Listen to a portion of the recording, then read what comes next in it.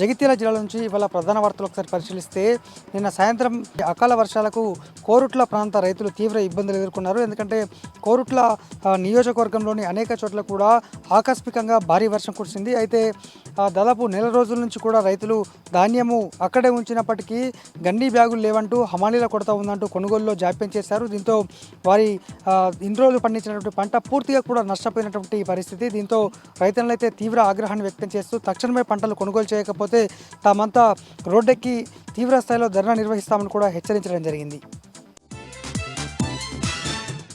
మరొక వార్త, కొండగట్టులో ఆంజనేయ స్వామి దేవస్థానంలో భక్తుల రద్దీ కొనసాగుతోంది.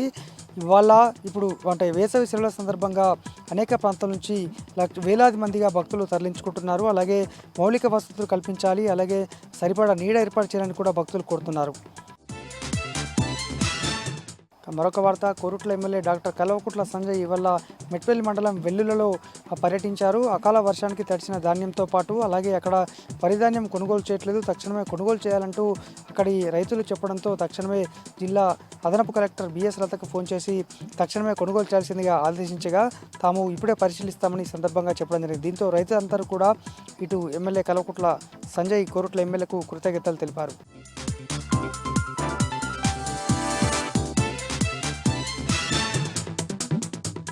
ఇవాళ ఉమ్మడి ఖమ్మం జిల్లా వార్తలు ఒకసారి గమనించి ప్రభుత్వ ప్రధాన ఆసుపత్రిలో విధులను బహిష్కరించి ఆందోళన బాటపట్టారు కాంట్రాక్ట్ కార్మికులు. పేషెంట్ కేర్ అట్లాగే శానిటైజర్ వర్క్ చూసేటువంటి కాంట్రాక్ట్ కార్మికులు గత 3 నెలలుగా జీతాలు చెల్లించకపోవడంతో ఆందోళన వ్యక్తం చేస్తూ సమ్మె బాట పట్టారు.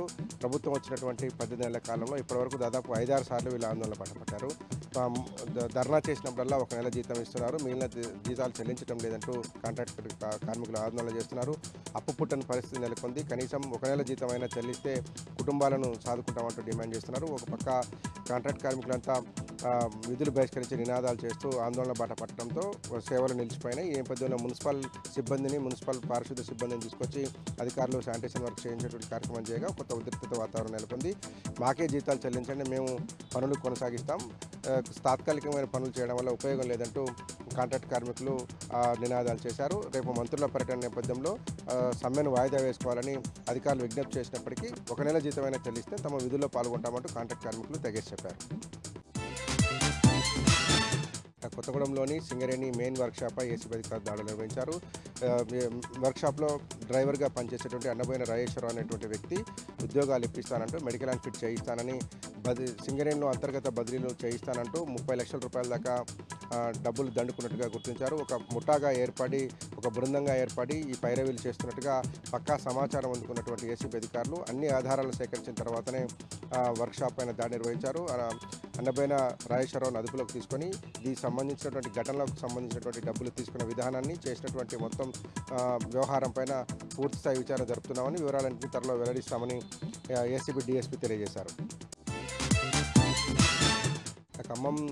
ఖమ్మం పట్టణంతో పాటు ఖమ్మం జిల్లాలో పలు చోట్ల అకాల వర్షం దంచుకొట్టింది. భారీ ఈదురుగాలులతో కూడినటువంటి వర్షం కురిసింది. పిడుగులు ఉరుములతో జనం హడలిపోయారు. పెద్ద ఎత్తున ఈదురుగాలులు వీయడంతో ఇంటి మీద ఉన్న పైకప్పులు రేకులతో పాటు చాలా చోట్ల చెట్లు నేల కొరిగినటువంటి పరిస్థితి ఉంది. కరెంటు పోయింది. అట్లాగే దాంతోపాటు మామిడికాయలు కూడా చాలా చోట్ల రాలిపోయినటువంటి పరిస్థితి ఉంటుంది. ఉన్నట్టుండి ఒక్కసారిగా మధ్యాహ్నం వరకు ఎండ దంచుకొట్టింది. తీవ్రమైనటువంటి ఎండను ఫీల్ అవుతున్నటువంటి ప్రజలను అప్పటికప్పుడే మొత్తం మబ్బులు పట్టడం, ఆ తర్వాత భారీ వర్షం కురడంతో జనం కొంత చల్లబడిందని సంతోషించినప్పటికీ కూడా భారీ వర్షం ఎదురుగాలు దాటికి కొద్దిసేపు జనం బెంబెలెత్తిపోయారు. ఉరుములు పిడుగులతోని జనం హడలిపోయారు.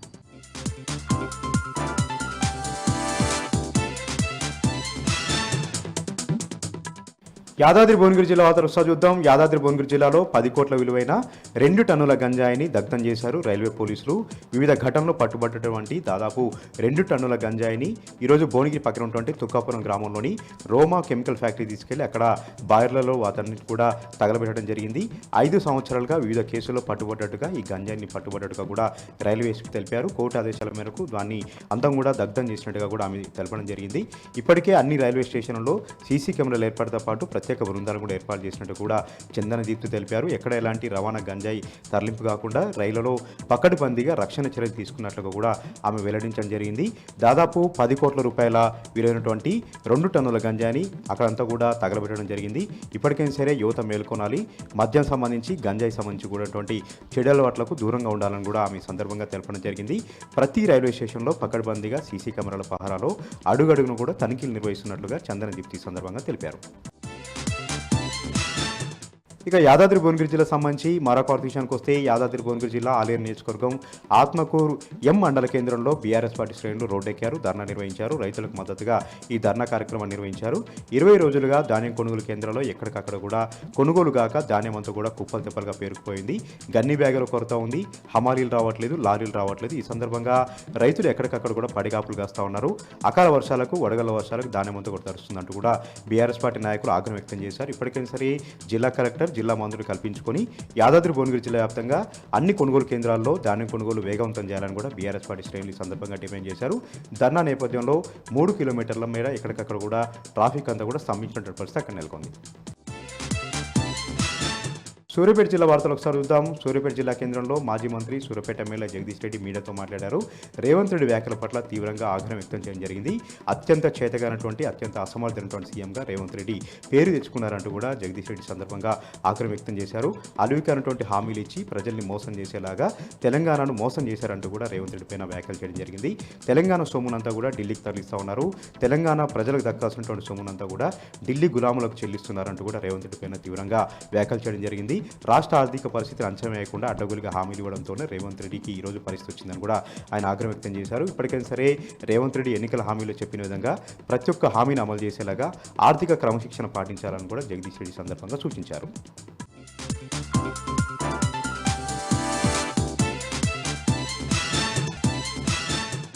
అలాగే మరొక ప్రధాన వార్త చూసుకున్నట్లయితే కాలువ శ్రీరాంపూర్ మండలం ఆశనపల్లి గ్రామంలో నకిలీ మందు న్యూట్రిషన్ కిట్ పేరిట నకిలీ మందులు అమ్ముతున్నటువంటి వారిని గ్రామస్తులు పట్టుకోవడం జరిగింది. అయితే న్యూట్రిషన్ కిట్ పేరిట రమేష్ అనే కొందరు వ్యక్తులు గ్రామంలో చేరుకొని గ్రామంలో ఉన్నటువంటి కొంతమందిని అమాయకులను ఆసరాగా చేసుకుని స్కానింగ్ పేరిట 200, 1100 రూపాయలు డబ్బుల పేరిట ఒక్కొక్కరి దగ్గర నుండి 1300 రూపాయలు వసూలు చేస్తున్న నేపథ్యంలో వారికి ఇచ్చినటువంటి మందులను కూడా గ్రామస్తులు గ్రామంలో ఉన్నటువంటి యువత పరిశీలించగా నకిలీ వైపు తేలిపోయినవి, అలాగే ఎక్స్పైరీ డేట్ ఉండడంతో సమీపంలో ఉన్నటువంటి కాలువ శ్రీరాంపూర్ మండలకు సంబంధించినటువంటి వైద్యాధికారి భావనకు సమాచారం తెలిపకుండా భావన అక్కడ చేరుకుని నకిలీ మందులుగా ధృవీకరించింది. వెంటనే స్థానికులు పోలీసులకు సమాచారం ఇవ్వగా కాలువ శ్రీరాంపూర్ పోలీసులు 6 వ్యక్తులను అదుపులోకి తీసుకోవడం జరిగింది.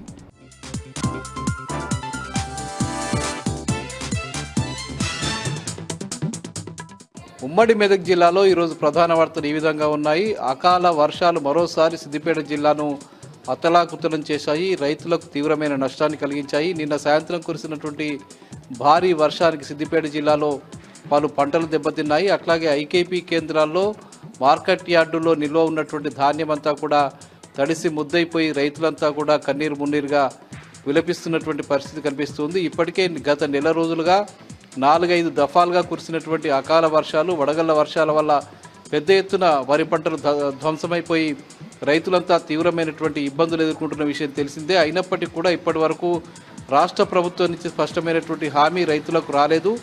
నష్టపరిహారానికి సంబంధించిన హామీలేవి కూడా ప్రభుత్వం కానీ ప్రభుత్వ అధికారులు కానీ ఇప్పటి వరకు ఇవ్వకపోవడం పట్ల రైతులంతా కూడా తీవ్రమైనటువంటి నిరసన వ్యక్తం చేస్తూ ఉన్నారు. ముఖ్యంగా ప్రభుత్వం నుంచి ఎలాంటి ప్రకటన రాకపోవడం, నష్టపరిహారానికి సంబంధించిన హామీ రాకపోవడము, అధికారులు కనీసం వచ్చి ఆ నష్టపరిహారానికి సంబంధించిన కానీ పంట నష్టానికి సంబంధించిన విషయాల మీద కానీ కనీసం లెక్కలు కూడా చేయకపోవడం పట్ల పెద్ద ఎత్తున రైతుల్లో నిరసన వ్యక్తమవుతుంది. ఇప్పటికైనా ప్రభుత్వం స్పందించి నష్టపరిహారానికి సంబంధించిన స్పష్టమైన ప్రకటన చేయాలని చెప్పి రైతులు డిమాండ్ చేస్తున్నారు. అట్లాగే మాజీ మంత్రి హరీష్ రావు కూడా ప్రతి ఎకరానికి 25,000 రూపాయల నష్టపరిహారం చెల్లించాలని చెప్పి ఇప్పటికే డిమాండ్ చేసిన విషయం తెలిసిందే.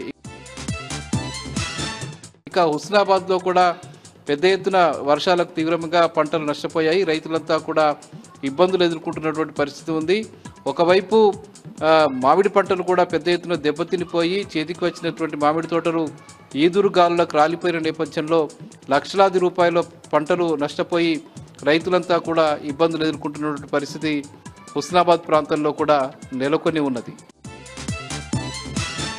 ఇక హుస్నాబాద్లో నిన్న కురిసిన వర్షం నేపథ్యంలో ఒక యువకుడు విద్యుత్ షాక్ తగిలి మృత్యువాత పడ్డాడు. వర్షం పడుతున్న క్రమంలో ఆయన గమనించకుండా బయటకు వెళ్ళినటువంటి నేపథ్యంలో ఈదురుగాలులకు తెగినటువంటి విద్యుత్ వైరు అతనికి తగిలి శివాజీ అనే ఒక యువకుడు మృత్యువాత పడడం హుస్నాబాద్లో స్థానికంగా విషాదం నెలకొన్నది. ఇక సంగారెడ్డి జిల్లా వార్తలు వచ్చేసరికి గుమ్మడిదల ప్రాంతంలో డంప్ యార్డుకి వ్యతిరేకంగా ఆందోళన కొనసాగుతూ ఉన్నది. ముఖ్యంగా గుమ్మడిదలకు సంబంధించిన 13 గ్రామాలకు సంబంధించిన ప్రజలు నల్లవెల్లి ప్యారానగర్ ప్రాంతంలో ఏర్పాటు చేయబోతున్నటువంటి డంప్ యార్డుకు వ్యతిరేకంగా గత 90 రోజులుగా వాళ్ళు ఉద్యమం చేస్తున్న విషయం తెలిసిందే. అందులో భాగంగానే నల్లవెల్లి ప్యారానగర్ ప్రాంతానికి సంబంధించిన ప్రజలంతా నిరాహార దీక్షలు యథావిధిగా కొనసాగిస్తూ ఉన్నారు. ముఖ్యంగా డంప్ యార్డును ఏర్పాటు చేస్తామని ప్రభుత్వం ఇచ్చినటువంటి జీవోని తక్షణమే రద్దు చేయాలని చెప్పి వాళ్ళు డిమాండ్ చేస్తున్న విషయం తెలిసిందే. రేవంత్ రెడ్డి ప్రభుత్వం మొండి వైఖరి విడనాడి ఇప్పటికైనా కూడా డంప్ యార్డును రద్దు చేయాలని చెప్పి వాళ్ళు డిమాండ్ చేశారు. ఇక అటు జిన్నారం మండలం బొల్లారం ప్రాంతంలోని నైలాన్ పరిశ్రమలో జరిగినటువంటి అగ్ని ప్రమాదంలో తీవ్రమైనటువంటి నష్టం వాటిల్లింది.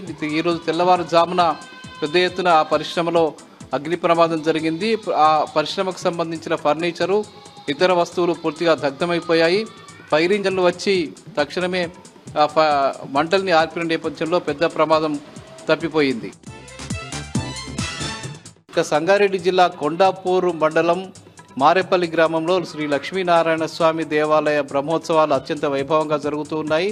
గత 4-5 రోజులుగా జరుగుతున్నటువంటి ఈ ఉత్సవాల్లో ఈరోజు స్థానిక ఎమ్మెల్యే చింతా ప్రభాకర్ పాల్గొని ప్రత్యేక పూజలు నిర్వహించారు. ఈ సందర్భంగా అక్కడి అర్చకులు వేద పండితులు ఆయనకు ఆశీర్వచనం అందించారు. ఈ ఉత్సవాల్లో భారీ ఎత్తున భక్తులు పాల్గొంటున్నారు.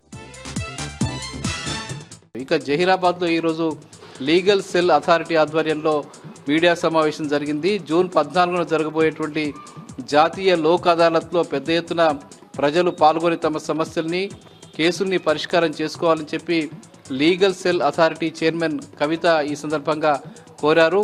పెద్ద ఎత్తున ఈ కార్యక్రమాన్ని వినియోగించుకోవడం ద్వారా సత్వరమే కేసులు పరిష్కారం కావడానికి అవసరమైనటువంటి ఏర్పాటు చేసుకోవాలని చెప్పి ఈ సందర్భంగా ఆమె కోరారు.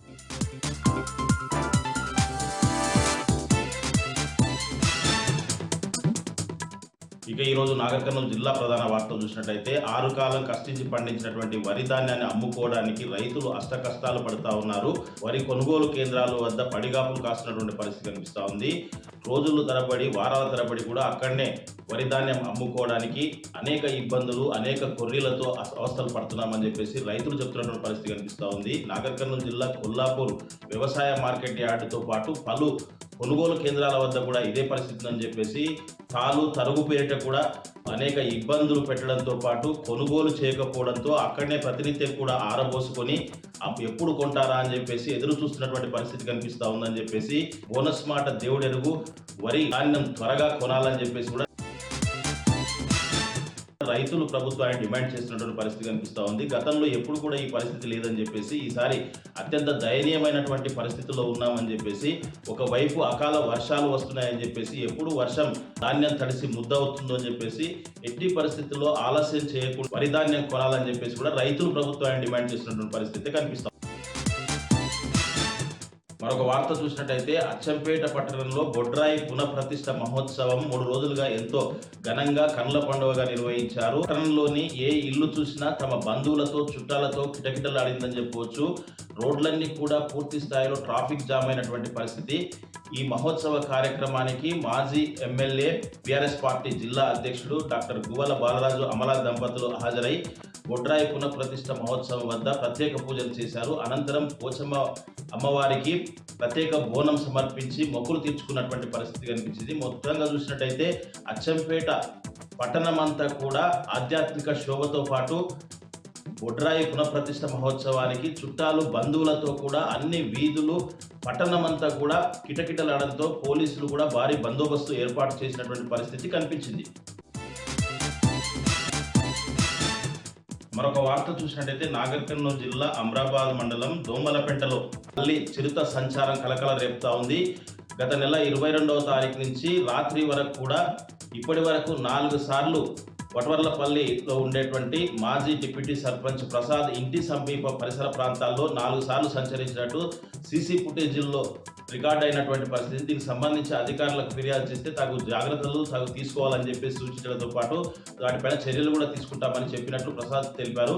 మొత్తంగా చూసినట్టయితే చిరుత సంచారం వరుసగా జరుగుతుండడంతో అక్కడి ప్రజలైతే భయభ్రాంతులకు కావాల్సినటువంటి పరిస్థితి వచ్చింది. ఏదేమైనప్పటికీ అధికారులు పట్టించుకొని త్వరితగతిన చిరుత సంచారాన్ని పసిగట్టి బోన్లో బంధించి అటవీలో వదిలివేయాలని చెప్పేసి కూడా గ్రామస్తులు కోరుతున్నటువంటి పరిస్థితి కనిపిస్తా ఉంది.